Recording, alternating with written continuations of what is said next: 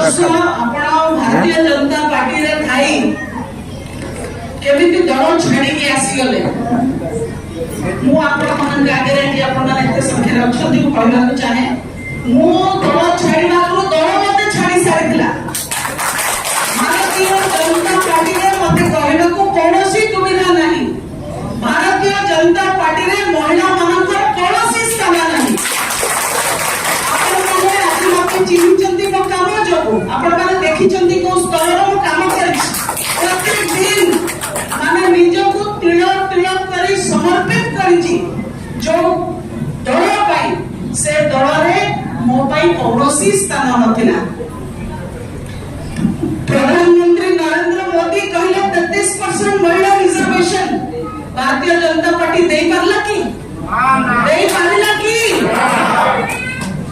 लोकसभा रे 21 रो मात्र 4 जन महिला को स्थान दे जंती आ विधानसभा रे आपण माने आश्चर्य होले 132 आसन जो डिक्लेयर करजंती ता भितरो